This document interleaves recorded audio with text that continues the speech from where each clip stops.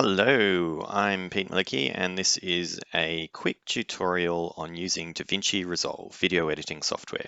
Okay, so you are looking at the main screen of Davinci Resolve. Once you install the software and open up a new project, this is what it looks like. And the first thing that we want to do is import a video. So you can see up here we have a media pool. This is where you store all of the videos that you will use in your project. So I'm just dragging in a video that I recorded earlier. You might see this message about the frame rate. Just change it. That is totally fine. Change the frame rate. Now, once the video's in your media pool, it isn't actually doing anything yet. So you need to drag it onto your timeline. So I've just clicked and dragged it down here onto the timeline, and I'm putting it at the beginning. You can see it's quite small, so what I'm going to do is I'm going to use this zoom button to zoom on in. Alrighty, now there's a few things that I want to do to this video.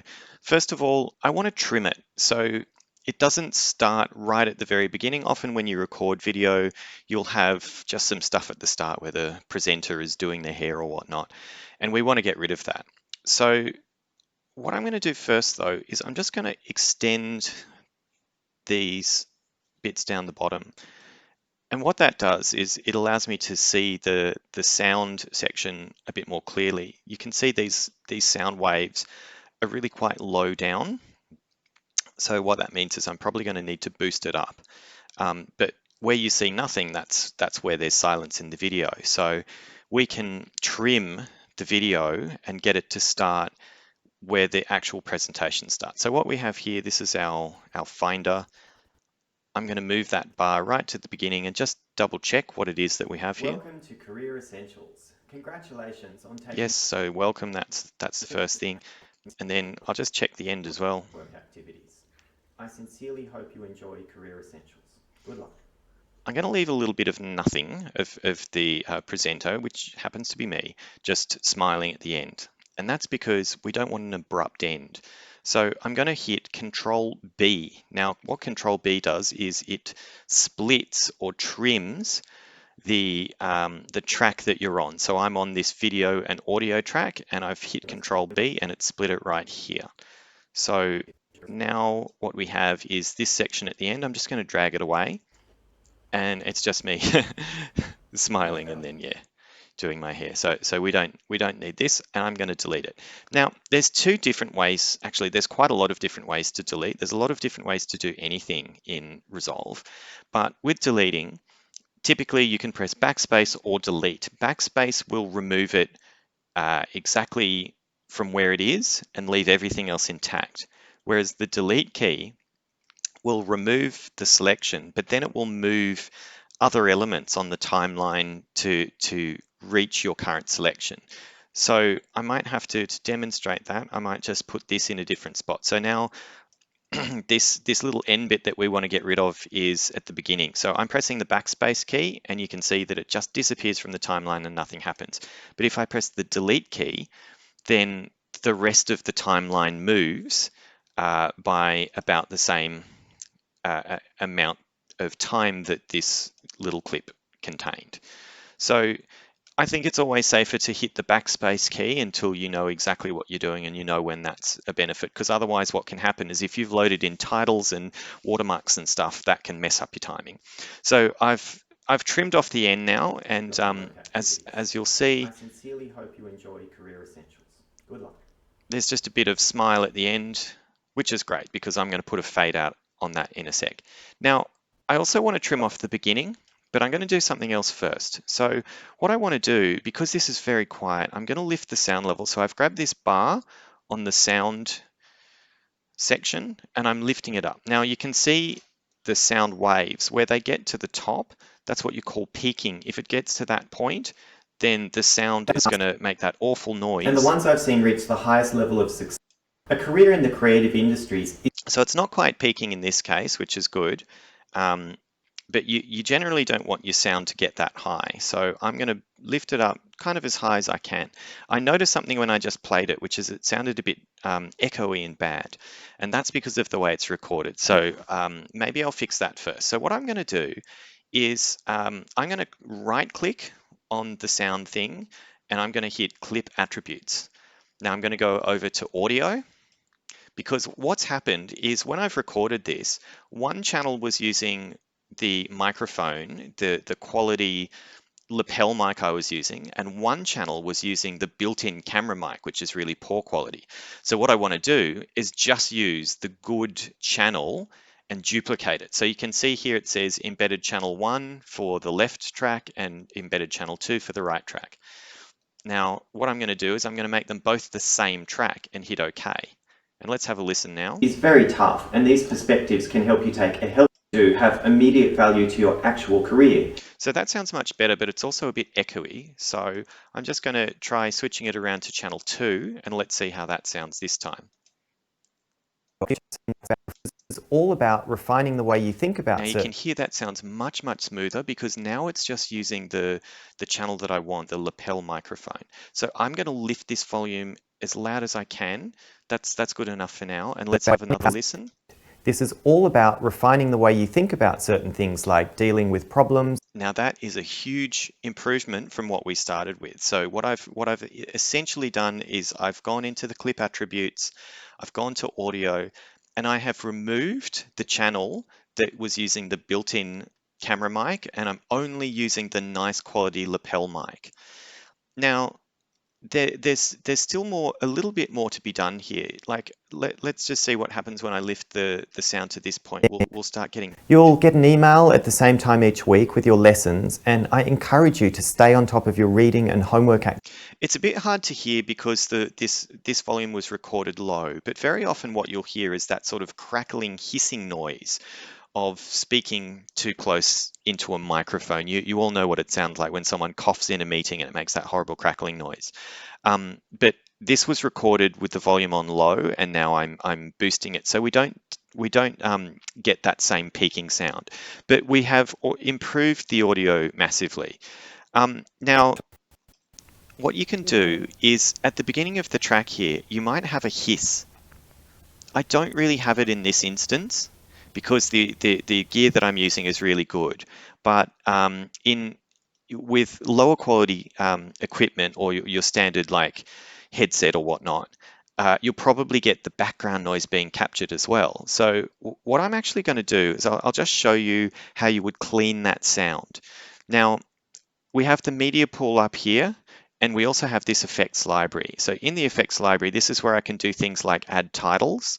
I'll throw this in now. I'll just throw a title into the timeline because we'll be adding the title into the video in a minute.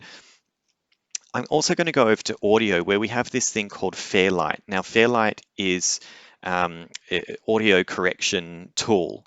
And I'm going to select this noise reduction module. And what I'm going to do is I'm going to drag it onto the timeline. When I do that, it gives me this pop-up. And the purpose of this noise reduction is to clean out that hissing background noise from your video. Now, what's going to happen typically in film production is that once you hit record, you let your gear roll. You let the camera and the audio roll for a few seconds before you do anything, because that gives you the baseline. So if you've got that hissing noise, you'll hear nothing but that hissing noise for a few seconds. And that makes it far easier to clean than if you hit the record button and start talking straight away, because then there's no silence. And the silence, which contains the hissing noise, not a real silence, but that's where it's really easy to capture what that hissing noise sounds like. Hope that makes sense. So what I'm going to do is I'm going to click this learn button, and then I'm going to hit spacebar over here, and spacebar means play. So what it's doing now, Fairlight, is learning what in this video track, or this audio track rather, is the background noise that we don't want. So I've hit spacebar again to stop it, and I'm clicking again on learn. Now, what's going to happen now is Fairlight is automatically going to go, okay, well, you've just told me what here is this background noise that we don't want, and I'm going to remove that noise from the rest of the track. So that's it. Our work's done with Fairlight, and it's probably not going to sound any different because the quality of the audio recording was quite high. Career Essentials is broken into 6 weeks with information, tools, and homework activities. Yeah, so it doesn't sound much different, but when you have poorer quality audio, which will be most of the time, particularly if you're recording through a computer or just not professional sound gear, yeah, then that's when you will definitely hear that hiss, and what we just did will remove it and sound really great. Now, I'm going to go back to the beginning of the video and I'm going to trim this empty nothing stuff at the beginning. So I'm hitting Control B. Actually, first I'm selecting the video and audio on the timeline, then I'm hitting Control B, and Control B is split. So it'll split the track right down the middle where this marker is. Now I'm pressing the backspace key to get rid of that bit that I don't want, and Control Z to bring it back. Just to show you, when you press delete, that actually brings everything to the left, and in this case that's what we want. But again, believe me, if you press delete and you've got a lot of things on your timeline and stuff is extending all the way out to the right, and you've got titles and watermarks and stuff, you might not realize that a whole bunch of stuff's moved around over to the right. So I do recommend pressing backspace. Okay, so now what we have is the video with the bits trimmed off at the end and beginning. So I'm going to put in a little fade up in the video. So first of all, I'm grabbing at the top left of the video this little white marker, and that basically controls the fade in and the fade out. So let's just have a look at what that Welcome looks to like. Career There you go. Essentials. That's quite nice. We get this nice little fade up. Now I'm going to do a longer fade down at the end. I time it to where the audio stops. So basically, I've grabbed this marker in the top right corner, aligned it with the end of the audio, and that gives us a bit of a longer fade out right at the point where I smile at the end. So that's quite nice. In fact, what I probably would do is I'd leave it for a beat after I finish talking, leave it for a beat and then let it fade out. Good luck. Yeah, that looks quite nice. I think that timing's good. So yeah, very, very simple. You just drag this thing at the top corner and that gives you your fade in and out. And that will work for anything. We'll come back to the title in a sec, or for sound as well. And normally, if you have that background hiss, even if you clean it, you might still have it there. And I would do the same with sound, because what you don't want is for a background noise to be present in your video and then for it to suddenly stop. So you've got this and it just cuts out, because that will be quite jarring for your audience. And another thing to bear in mind as well with the sound levels, you do want to boost them as loud as you can. So it might feel simpler to just leave it as it is and get people to turn up their volumes.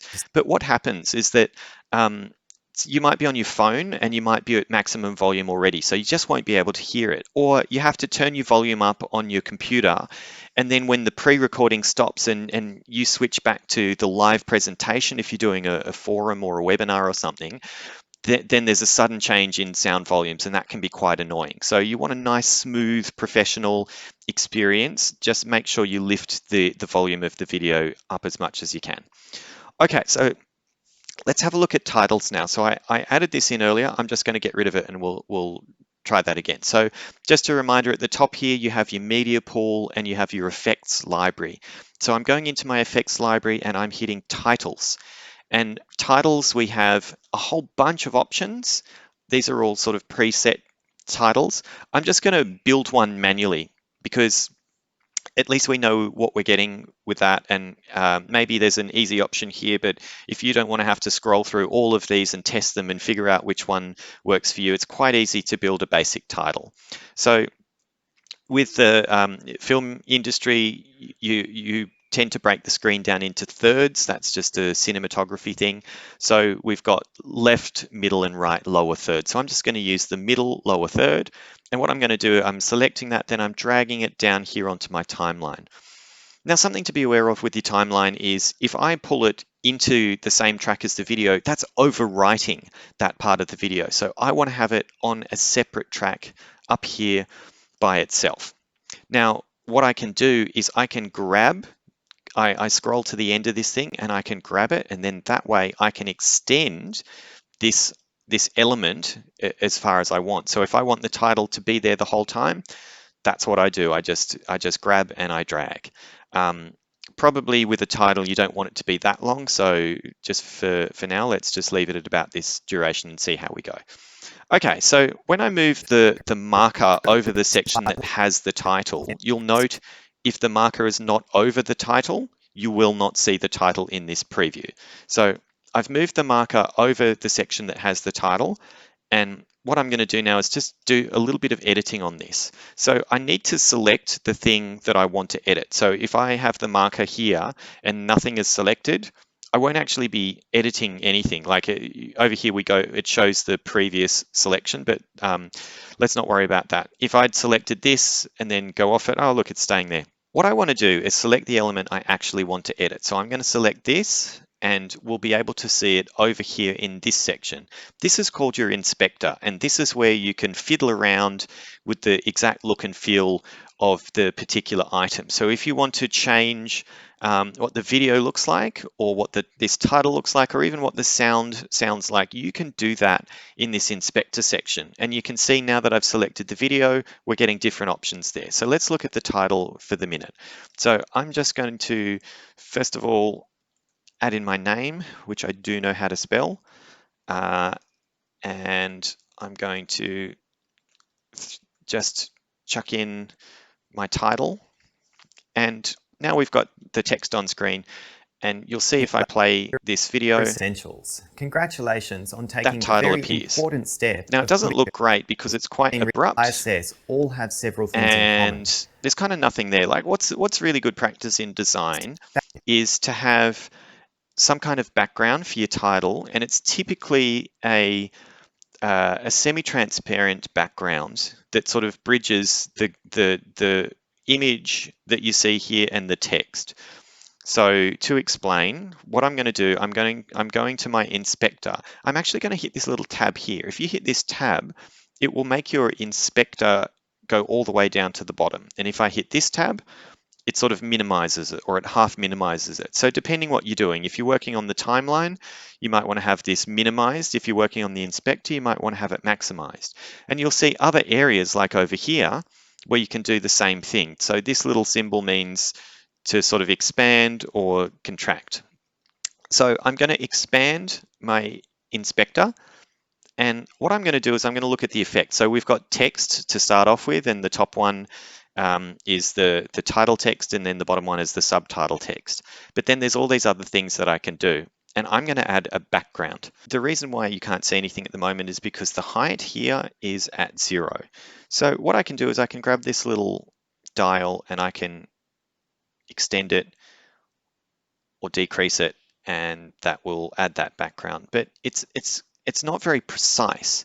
So there's a better way to do it, which is I hover over the number here and I left click, and then I drag either left or right. And this allows you to quite precisely change the height. So that looks pretty good to me. And now with the width, I'm going to do the same thing. So I'm left clicking and I'm dragging. I'm just going to make that a little bit smaller. That's looking pretty good. Now I can change the opacity. So if it's down to nothing, then it's, yeah, you can't see anything. If it's fully opaque, it's just a black shape. So in this case, it might be something I want to play with a little bit just to get that look and feel right. I can change the color of the background as well. So this is black at the moment. Maybe I want something you know, a little bit different. So here, blue doesn't look too bad actually. I might experiment with blue. So I've changed the shape color to be blue, and now I'm just changing that dial a little bit. Look, that doesn't look fantastic, but this is one of those things that you really want to play around with just to get this looking right. So I'm going to widen the width a little bit more, and now I'm actually going to change the size of the subtitle here. So I'm going up to the subtitle section, and you can see the text size. I'm just going to expand that a little bit. So again, I am left clicking on this dial and just going left or right. I can also click on it and just manually type in a number, a value. So that's another way of doing it. That's even more precise than playing with the dial. But look, for now, that's good enough. That's definitely not what I'd want in the final product because it just doesn't look quite right, and the color of the subtitle is a little bit funny as well. But for now, let's stick with that. So what I'm going to do, I'm going to add in a fade in and a fade out on that text. So I'm just dragging this little bit here, top corner of the timeline item, and I've put in a fade in and a fade out. So now when I play it, I'll play from the beginning. Welcome to Career We see Essentials. the fade up, Congratulations on taking the very and important here's my step title of coming putting in. your focus onto the business side of your creative career. It's there for quite a long time, so I'm actually just going to decrease that duration. I'm shortening that object on the timeline. Step of putting your focus onto the business side of your creative career. I've worked with thousands of And artists. there you go. So that's faded out, and that looked quite nice. Now, what else I might want to add into this is a watermark. So first of all, I'm going to go back to my media pool, and I'm going to drag in an image. So I need to put in a PNG. So there's different image types. There's JPEG or PNG or a whole range of others. And the reason why I use a PNG is because it has transparency. So that means that well, we all know what transparency is, but if you'd use a JPEG, you'll just get a square. So the whole shape, including the white background, will appear on the screen, whereas the PNG will have the transparency. So I've put in a PNG and now I'm dragging that onto the timeline. And I actually might want to have this the whole way. Now, before I go through just fixing up this watermark, you might see the way that this is moving, that it's sort of snapping at certain points. It won't move smoothly. It goes smoothly, then it snaps. So it's smooth, smooth, smooth, snap, smooth, snap, smooth, snap. And that's because we have this thing on, this magnet symbol, which is snapping. And what that means is you can align items really well. So if you want this watermark to appear right when this text finishes, great. You drag it and it will snap. But what it means here is that it's really hard to just drag this a little bit. You see how it's sort of just jumping from there to there to there.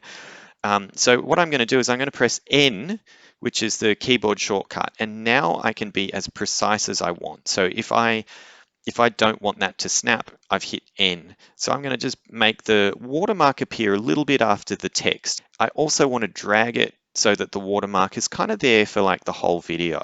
So let me make my inspector a bit smaller, and then I will drag this watermark right to the end, and you can see it's snapping to the end. Those arrows show that it aligns. But of course, the watermark is right there over my face and looks horrendous. So we're going to need to alter it a little bit. So what I've done is I've clicked here on the watermark in the timeline, and now I'm going to my inspector. I turned it off by clicking on there. I'm going to my inspector. I'm going to hit this button to make it sort of expand, and now I'm just going to fiddle around with this. So I can change its zoom. I can zoom in. I obviously don't want to do that, but I might want to have it at about, I don't know, yay height. And I can move its position, so I can drag these dials. There is a bug with Davinci. You saw that it just zoomed out to the right. There's a bit of a bug with how this this controller works. Sometimes it will make a bit of a jump, and then you have to go back in the other direction. So it's a little bit annoying. It's just a bug. Okay, so I've put my watermark about where I want it. I'm going to zoom it out. Sorry, out a little bit. There we go, and get a little bit more back towards the corner. All right, that's good, because when we full screen that, that's actually going to be quite dominant. It's the size of my head almost, so it is quite big. And I also want to make it a little less dominant by changing its opacity. So here, I can make it, practically transparent so that it sort of melts into the background. But let's try it somewhere around this.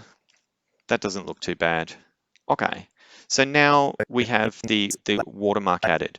You can see this snapping thing is happening here. So as I'm scrolling evenly through, it's snapping to different parts. Here it's smooth, there it snaps. Here it's smooth, so it's snap, snap, snap. That can be quite irritating when you're trying to do precise things. So again, hit the magnet or press the N key. What I'm going to do is add a fade in for this watermark. So again, top corner of the timeline object, I'm going to pull it to whatever time I want. As a quick side note, something you should be aware of with the timing is that we're talking about 30 frames a second. So this here refers to seconds, and this here refers to frames. So we have 2 seconds and 23 frames. If I go to the beginning, I can press the right and left keys to move 1 frame at a time, which is actually really handy if you want to be quite precise with where you go. Actually, this is set to 25 frames. You can see here when I go to 24, we've got 25 frames per second. So that number is going to change depending on the settings. It's actually really handy because then whenever you move by one number, you're moving exactly 1 frame. And that's actually a good thing when you're trying to do those finer edits.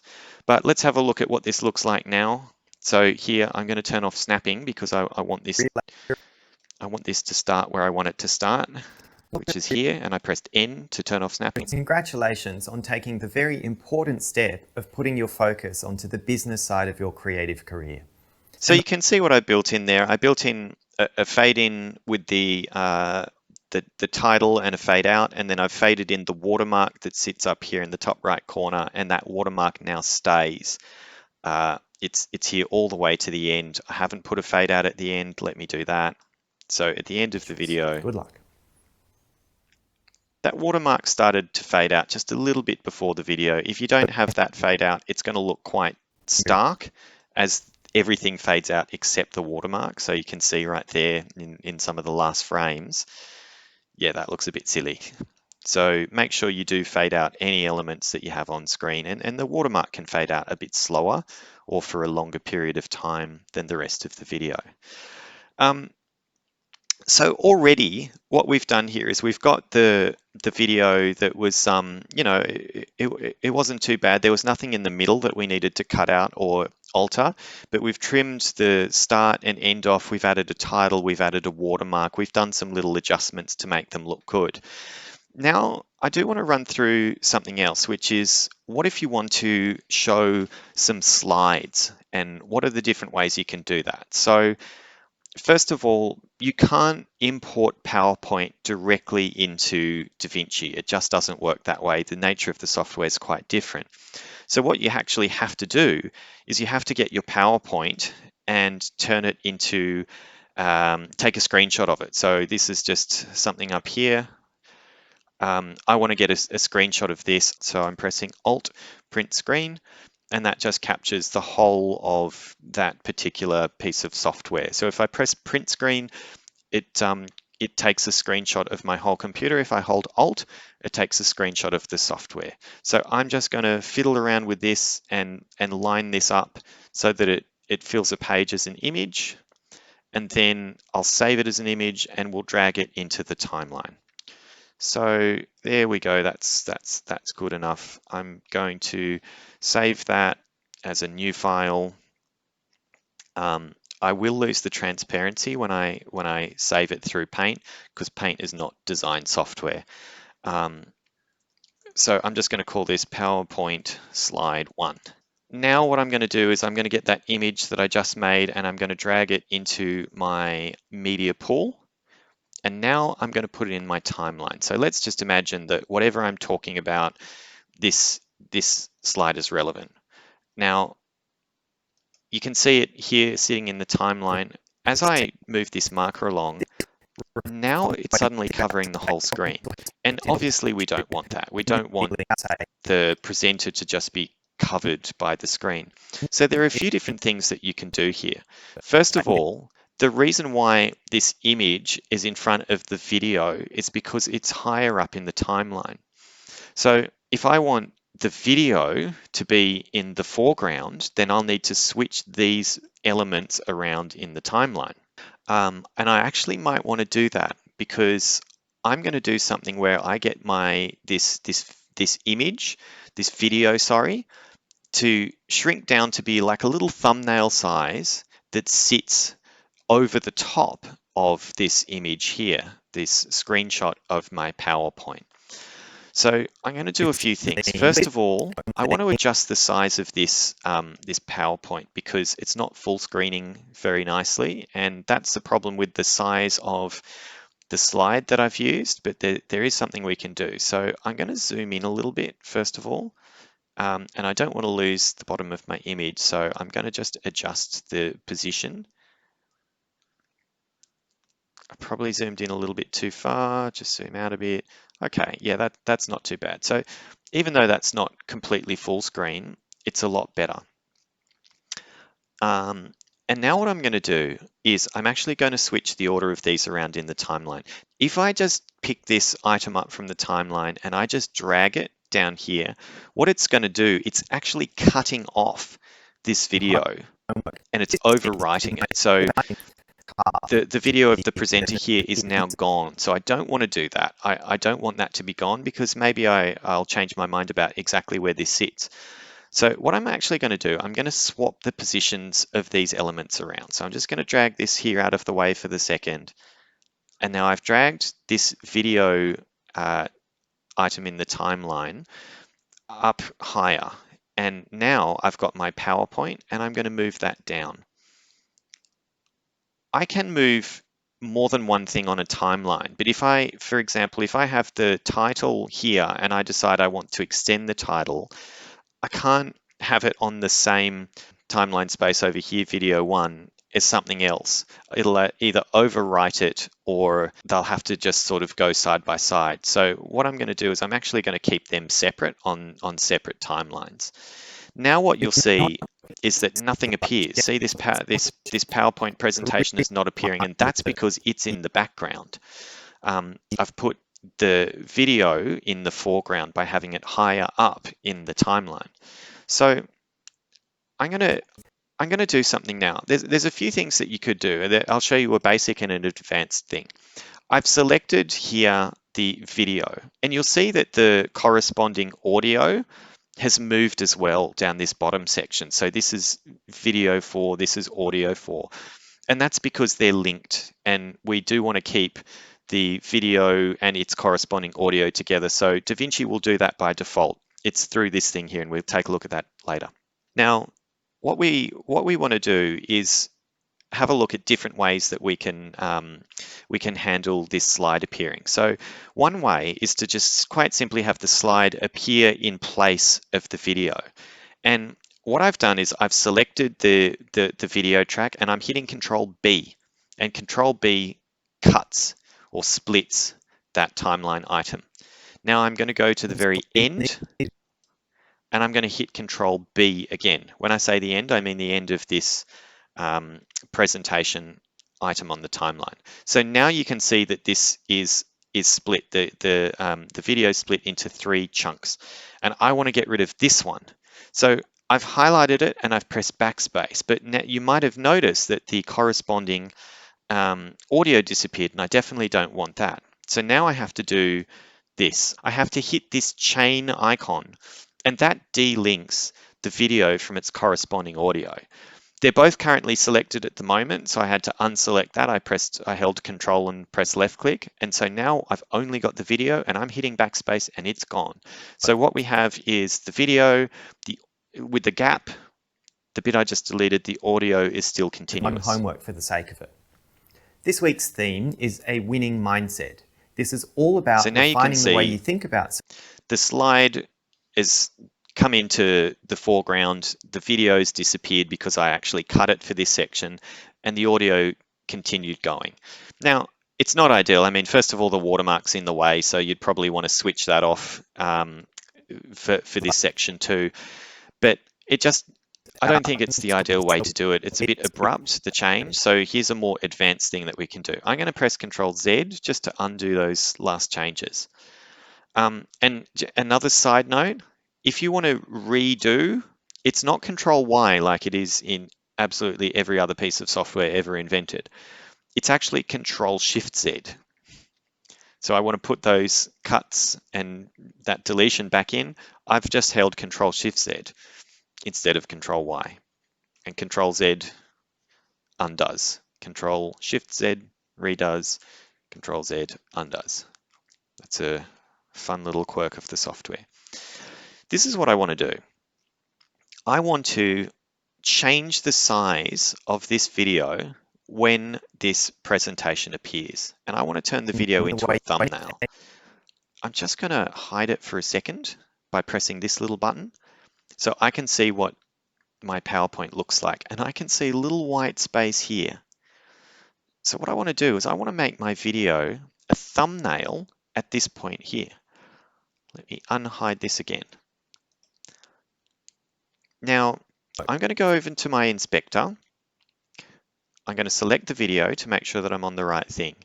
And now these little diamond-shaped buttons here, what they do is they mark where a change is about to happen. So I'm going to do a transition, and I want to mark where that transition starts.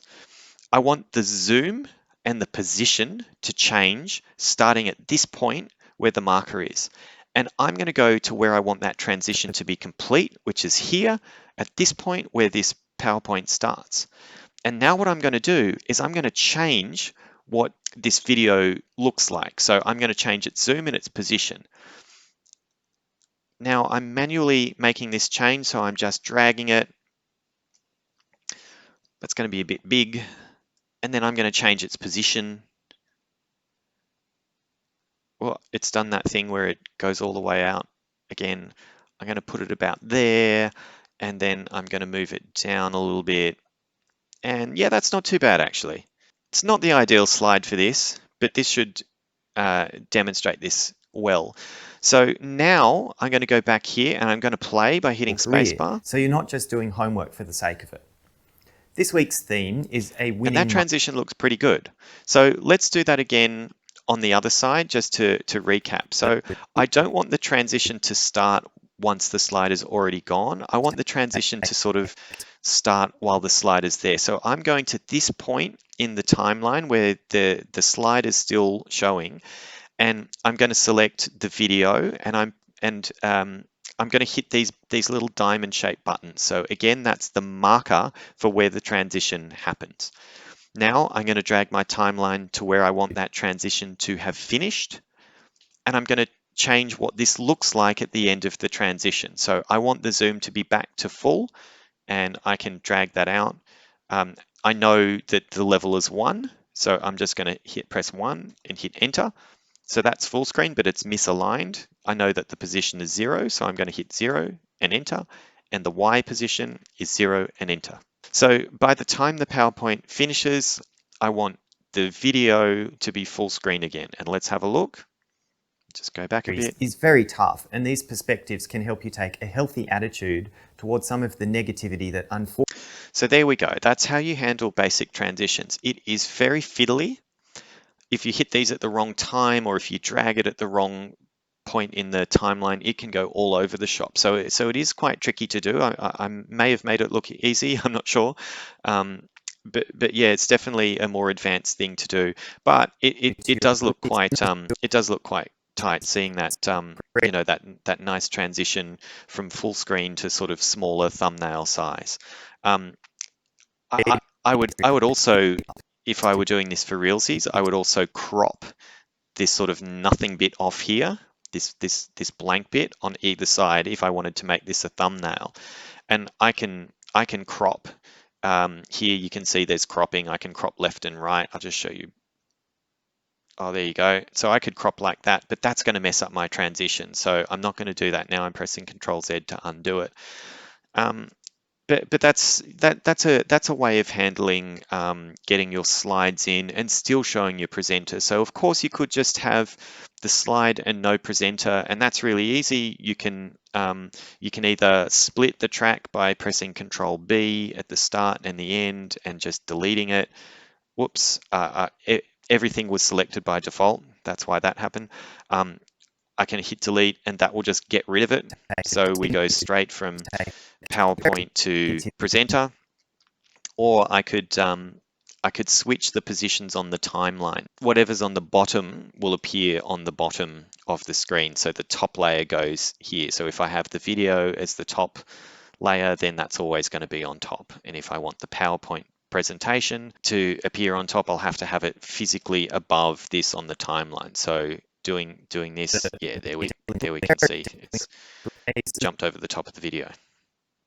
We also can see that the watermark is here, so that probably isn't the best look. What I could do with this transition is just to hide that watermark or to fade it out or something like that. You So might have in also this noticed that video, the I'm watermark is not present most of the video. It's only present here, and that's because the video's over the top of it in the timeline. So to get that watermark going, I need to drag it up above the video, and now the watermark appears. I'm going to remove that empty layer just by selecting them both and dragging them down. Yeah, that layering can be a little bit tricky, and you can lose things, and it does take a lot of fiddling around to get it to do what you want to do. Now, there's more that you could do, certainly, but we just want a fairly basic video, and I think that's good enough for now. So what I'm going to do now is I'm going to render this video. Rendering is essentially saving it as a new video in a video format. So I'm going to hit this deliver button down here. By default, we're on the timeline, the edit. There's a few other things that you can do. There's color correction and sort of special effects and Fairlight, which we looked at before, the sound editing stuff. But let's go to deliver, and this is where we render. First of all, I'm just going to pick a file name, call it Pete Test, and I'm going to select a location. Now, I strongly recommend that you do not put it on your desktop, and preferably if you have more than one drive, don't put it on your main drive with Windows, because if rendering goes poorly, it might add a whole bunch of like files, sort of working in progress files, and crash your whole computer. It's happened to me a few times. So top tip, put it on your backup drive if you can, but definitely not the desktop. And just hit save, and that's the location of where that file will be after I render. Now, there's a lot of different options you can use here. I'm going to hit this button at the top, which expands just like on the edit screen. And I would recommend MP4 as a file format. It's just sort of the most user-friendly, easiest file format to use. You can change a whole bunch of things. You don't need to worry about most of them. You can change the resolution. The highest by default is not a bad thing, except it will make your file size larger. And it may be that you need to have a physically smaller file. If you're broadcasting it and it's really high quality, it might not broadcast at that quality anyway. So for now, let's just stick with the highest level. You can change the quality as well, and that might be what you do if you need to lower the file size. So best will just be full quality, but yeah, you can choose all of these options. Make sure you hit the audio tab here, because sometimes export audio gets turned off. It might depend on the video file format you select. Some of them don't have audio with them, and it can deselect this. So always check this, because you don't want to render and find that there's no audio. Don't worry about the codec and all of the rates and stuff. By default, it's going to do probably what you want it to do, unless you're a sound person. I don't think you really need to worry about that.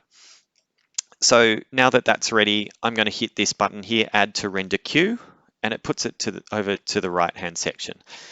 If I wanted to, for example, try a high res and a low res version, I can do them both at once. So here, I'll rename this to Pete Test Low. I'll pick a smaller file resolution, sorry, and then a lower quality file size. Now this file will physically be much smaller. I'm going to hit add to render queue again, and now we see them both. So one is the high res and one is the low res. If you want to render them both at the same time, you must select them both at the same time. By default, it doesn't do that, which is a little bit funny, but that's how it is. And then quite simply, hit this start render button. And now what it's doing, it's going through and it's stitching all of those elements together, and it's turning it into an output video. Rendering can actually take quite some time, so it can take like 1 to 2 seconds per second of footage. So if your video is 5 minutes, it might take 5 to 10 minutes to render. If it's really complex with lots of titles or lots of videos at once, it might take significantly longer than that. But just bear in mind that this can be quite a slow process. Now, when you're looking at timeline mode in the edit, it doesn't necessarily move very smoothly. So something to bear in mind with Davinci is that it's really powerful software that takes up a lot of processing capacity. And it doesn't really play in real time when you're on the timeline mode, because you might have a lot of things and it's basically chewing up the majority of your CPU. So you might actually have to render something before you can really see what it looks like. And that also means that you'll render it and then watch the video through and then go back and make some edits to it and then re-render it. So it can actually be quite a laborious, time-consuming process to really get it looking right. But that's about it. Once this process is done, you'll have a video file and you'll be able to play that or upload it to somewhere like YouTube. Okay, that's probably about all I need to say. I hope this video has been helpful, and I will see you later.